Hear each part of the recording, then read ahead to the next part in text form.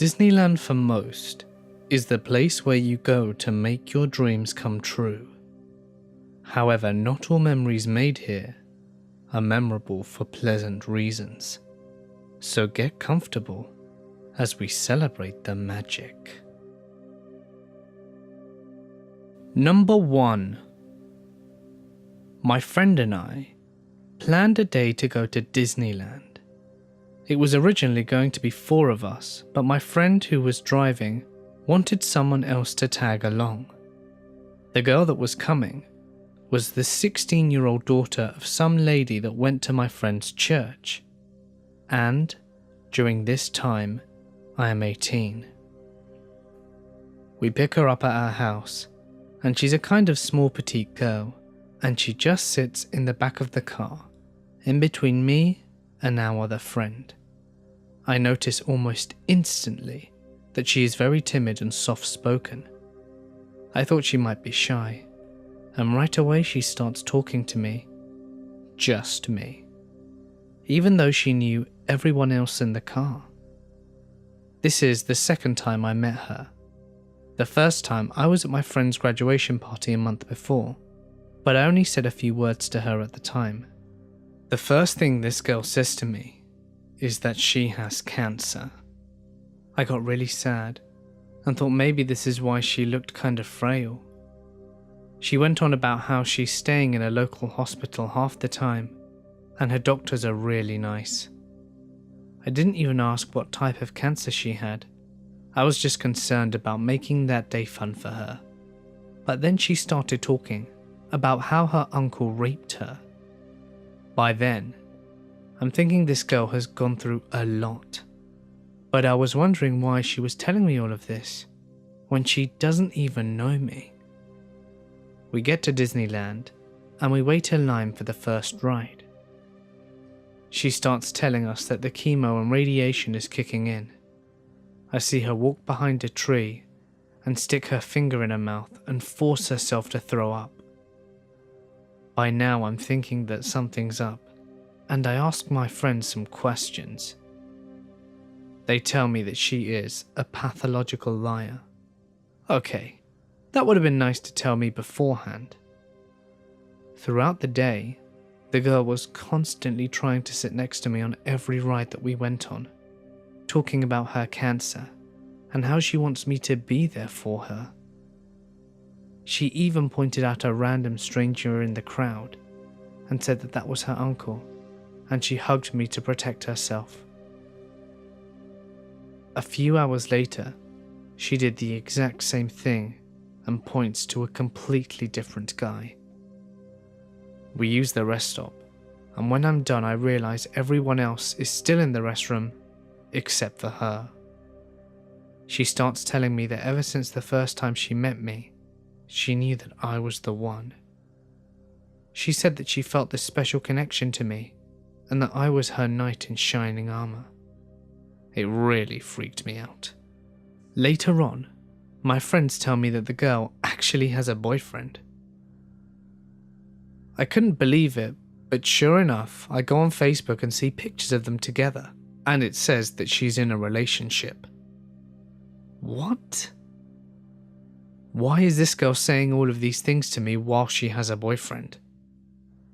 I was getting quite creeped out by this point, and I wanted to leave. But more than anything, I wanted to catch her in her lie. I asked her why she still has hair if she's supposedly been going through all this chemo and radiation. She turns around, and I shit you not, she pulls out a chunk of her hair from her scalp and says, "See, I'm losing hair as we speak."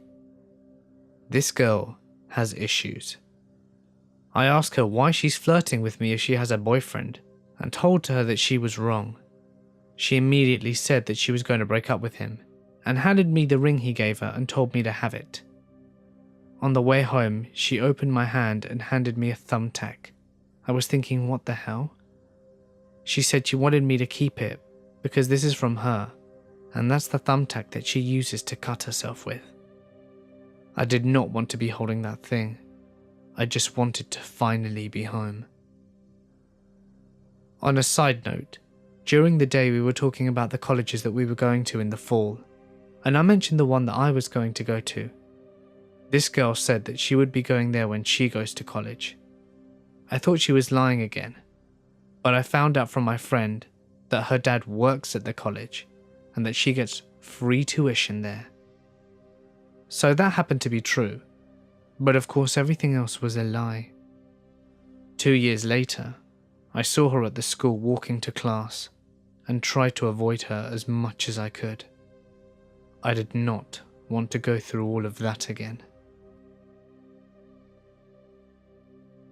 Number 2. This all took place in November of last year.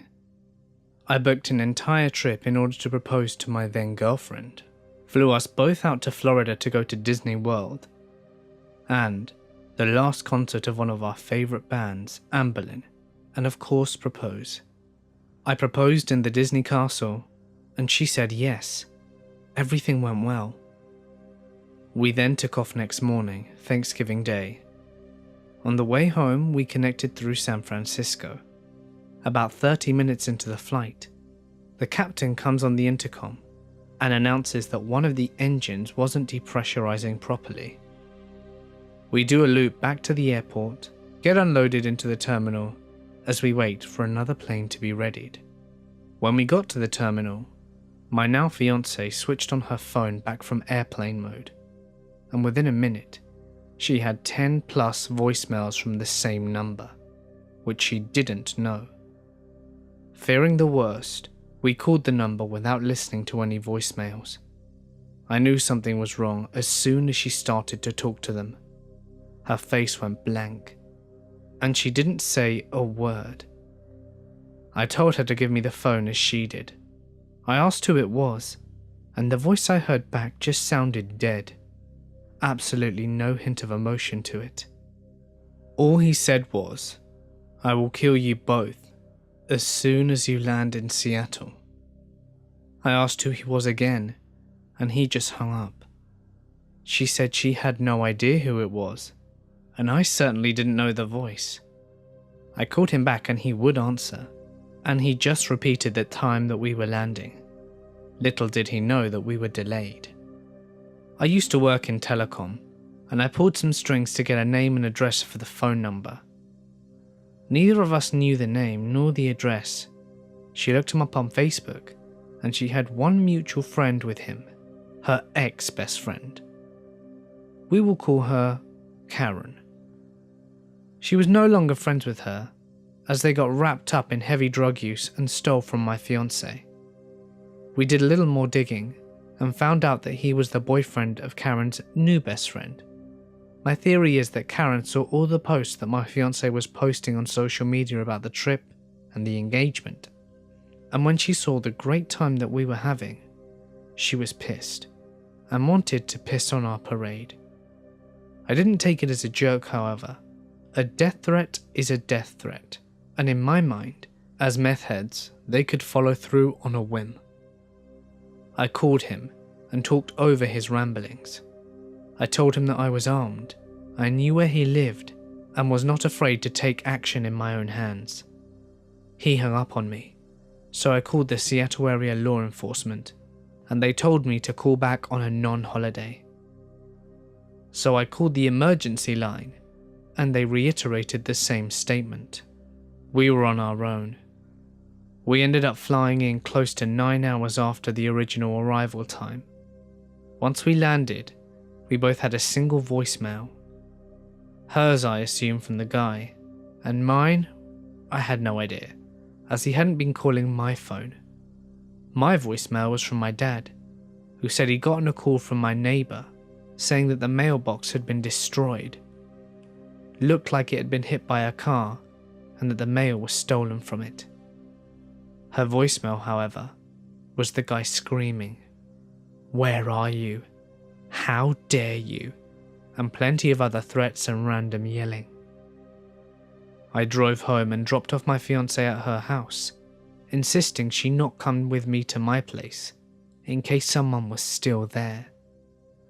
They threw a brick through my window with an old picture of my fiancée and Karen attached to it.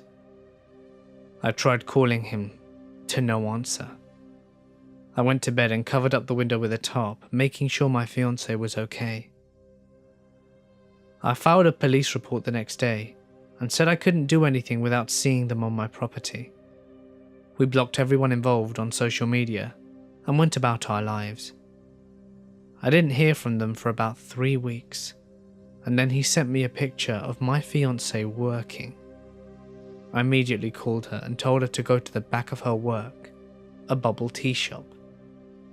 I then called mall security and explained the situation, but by the time they got to the food court where the picture was taken, he was obviously gone. At this point I was done messing around. I knew his address and swung by and dropped off a note attached to a critical defense .4 bullet, saying, "This is your last chance to leave her alone. This is your only warning." It's been almost 9 months now, and I haven't heard a word or seen them again.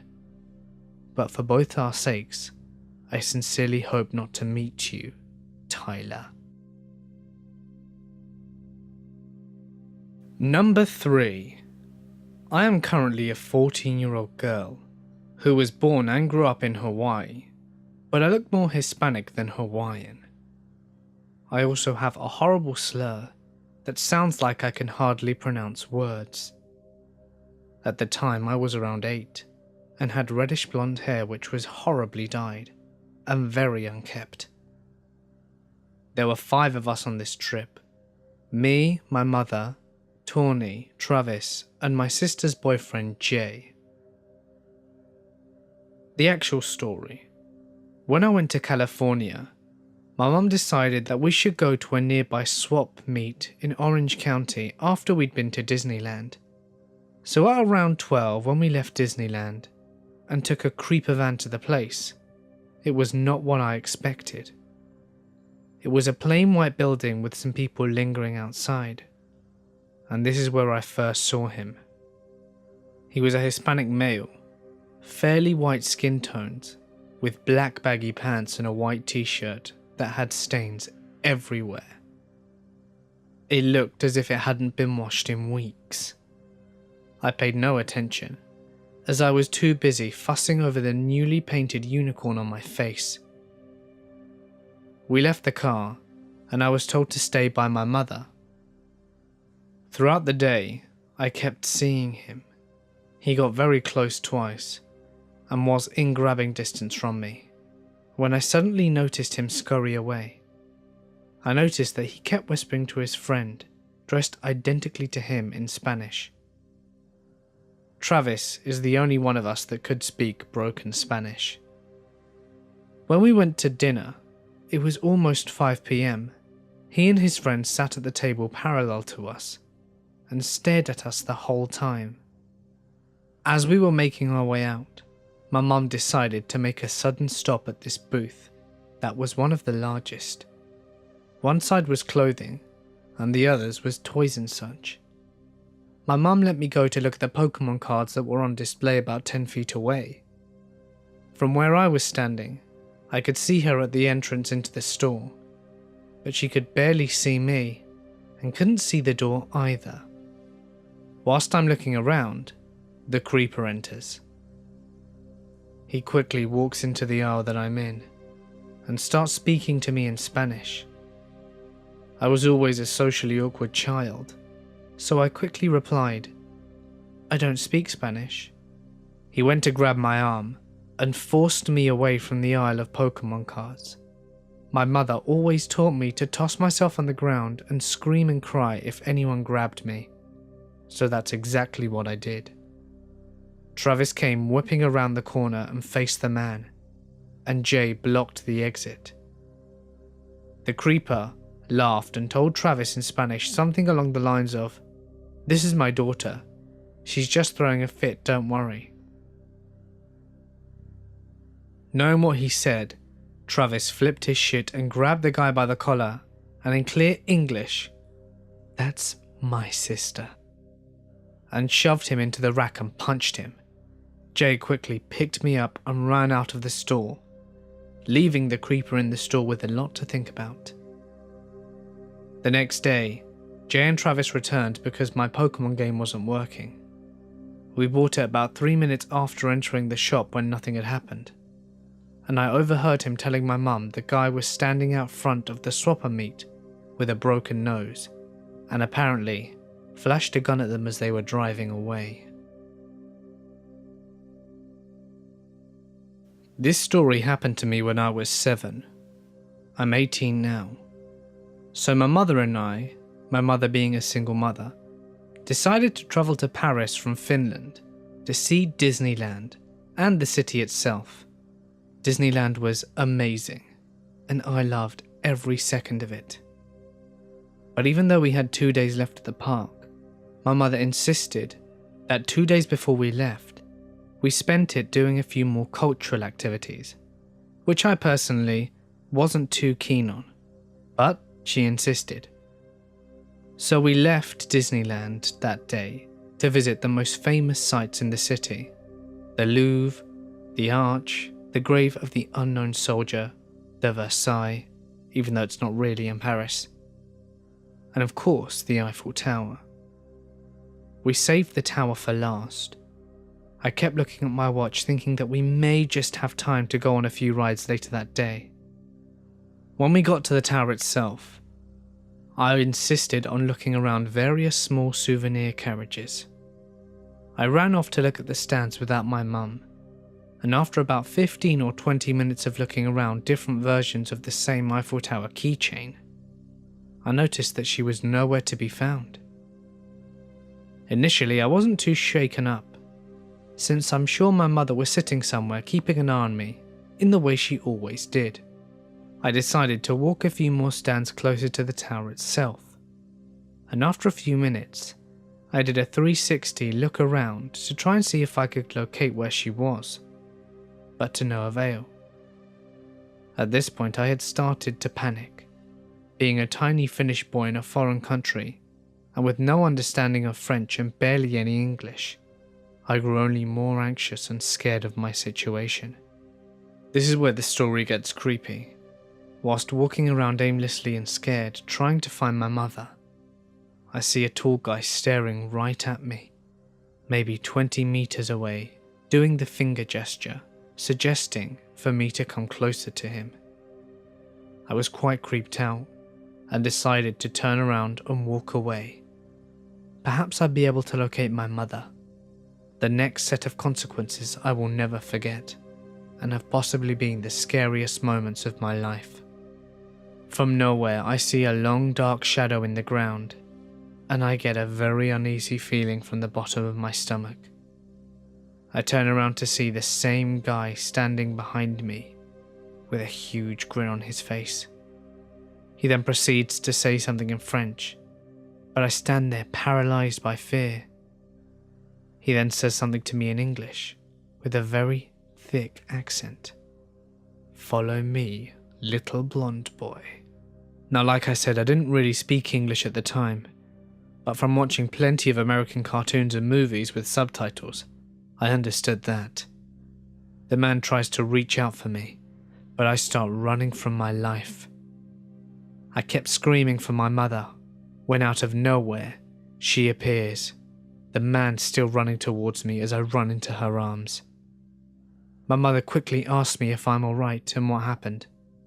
I hastily explain my encounter and we both turn around so that I can point him out to her. But the man has literally vanished into thin air. The thing is, when he confronted me, we were nowhere near any buildings or vendor carriages, and the tourist crowds weren't awfully large either. After comforting me for a minute, my mum explained to me that she had to go buy a bottle of water from a vendor, and had tried looking for me afterwards. Safe to say, my mother stayed by my side for the rest of the trip, and didn't let me out of her sight again. I had several years to rethink the whole situation I was in. I still think to this day that I could have possibly been kidnapped. I can't help but wonder if those were his intentions or not. Maybe this man saw me, walking aimlessly for minutes trying to find my mother. But then again, who knows? I may have wound up in a completely different situation if I hadn't have run when I did. Nevertheless, This incident has easily been the creepiest encounter of my whole life. Number 5. I worked at Walt Disney World for 4 years. Most days, I looked something like this. It was a fantastic job. I was happy every day. I left because I had to continue school. This experience happened at work, and was actually one of my last shifts before I'd be leaving the company for good. I was working at the restaurant Garden Grill in the Land Pavilion at Epcot. The fun thing about this restaurant was the layout. There were 2 stories of the restaurant, and to further complete our rotation, you would complete one layer, go up or down the stairs, complete the other layer, and then go up or down the stairs again. The main goal of our set was to see every guest in the restaurant at least once, so there was only one way for our guests to go in and out, and that was down a ramp. The greatest part about working in this restaurant was the final set of the night. Usually by 9 PM the restaurant would be mostly cleared out with 3 or 4 families remaining, and we would either be done with the set in 10 minutes and get out early, or we would have time to play around in the restaurant and have fun. This is my experience. It was the last set of the night. 3 families left in the restaurant, 2 lower, 1 upper, 4 characters. 2 began up, 2 began down. I started up and greeted the family on the top section. I completed the circle and was just about to go down my set of stairs when I saw the back of a man's head, sitting just to the right of the stairs as I was about to descend. Well, I had to greet everyone in the restaurant one last time, so I came up to his table and signalled hello. He serenely, yes, serenely, turned to me and grinned widely. He didn't have a drink, a place setting, and wasn't wearing a name tag like a manager would. Instead, he grasped the menu of the restaurant in his hands and laid it down carefully on the table when I waved. "Why, hello there, Dale," he said to me. His voice was slightly raspy. He had dark, slick hair and was wearing a long-sleeve button-down shirt with a vest over it and a tie. He also had a moustache, but had an otherwise clean-shaven face. I thought it was cool that an adult male knew which chipmunk he was talking to. Usually no one knows Chip from Dale. Again I waved and extended my hand for him to shake. He gave me a firm handshake. I pointed to the menu and rubbed my stomach and held my arms out in a question mark position, asking, "Are you hungry?" It's odd because it looked like he had just been seated for dinner, but the restaurant would be closing in 15 minutes and stopped seating guests about 30 minutes ago. The man laughed and shook his head. "Oh no, nothing for me today, Dale." I nodded and glanced over the railing to see if any other families or any other characters were in my view. None were. He spoke to me again. "I'm just here to check up on things, see how things are going." I looked back at him, a little confused. I didn't react much because I started feeling strange. The man put the menu aside again and touched my arm. Through the fur, I felt static and a swift feeling of pride. "Go say hi to the children down there. The restaurant is closing." Again, I nodded and gave him a salute. But before I moved to go down the stairs, I signalled to him. I pointed at my chest and put my finger to the table. "I'll be back." He nodded. "All right, Dale." I went down the stairs and rounded the other side of the restaurant and gave hugs and kisses to the last 2 families. All the other characters were already inside, done for the night.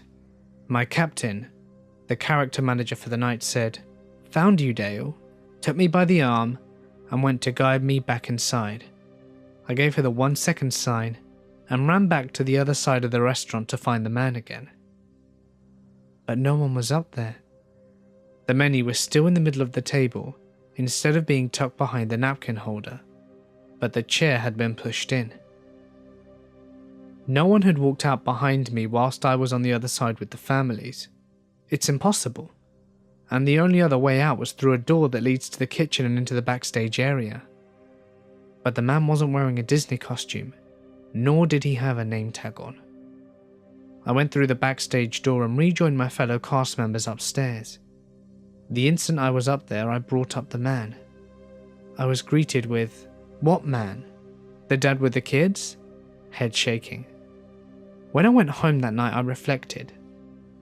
I truly believed this was a paranormal experience. And at first, I thought I had met Walt Disney himself. However, I would have recognized him surely, and Walt never actually saw Epcot, which led me to believe I met an Imagineer, or some other sort of operator. It boggles me, because I knew something didn't feel right when I was interacting with him. He interpreted my pantomime too well, and knew the difference between Chip and Dale. Every now and then I start looking into Disney's past, looking through photos in the hopes I might recognize someone, but no luck yet. But his image is certainly burned into my memory. I always make a point now when I'm on Disney vacation to visit the land, and hang out there for a while, waiting to catch a glimpse of the man. For some reason or another, I feel like I will see him again. Number 6. This story takes place on a magical holiday. Me and my family had gone to Disneyland to celebrate my parents' anniversary. We went on Friday and stayed in this cute hotel and explored the park. Saturday afternoon, we had just eaten pizza and continued walking in the park. There was a labyrinth as an attraction, themed Alice in Wonderland. My sister was still pretty young, and she stayed with my parents and my uncle. As I was 14, I went ahead. There were loads of people, all following the same direction, so it was easy to know where to go to find the exit. There were a few corners and turns here and there, but almost no one went in them. I'm walking way ahead of my family now, and I can't see them anymore, and they can't see me either, when suddenly, a woman appears before me.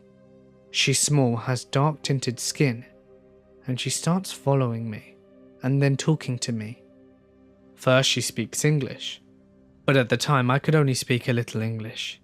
She sees I don't understand, so switches to German, French, and then Spanish. Now I can speak Spanish, and happy to finally be able to understand her, I reply, "See?" So she tells me that she knows the way out. I'm hesitating. There's something really off with the way she keeps smiling at me. It's a weird smile. And she keeps looking around anxiously. But I'm also curious, so I ask her which way. She gestures behind me, to a completely empty part of the labyrinth. And when I try to say that we should maybe just follow the people, and that my family is somewhere behind me, and start backing away, she moves quickly, grabs my arm and starts pulling me with her. I'm struggling. She's strong, and she says that she knows a better route, a shorter one. My mum appears around the corner, so I jerk myself free and throw myself into her arms. The woman then mumbles something and quickly walks away in the opposite direction that she was pulling me.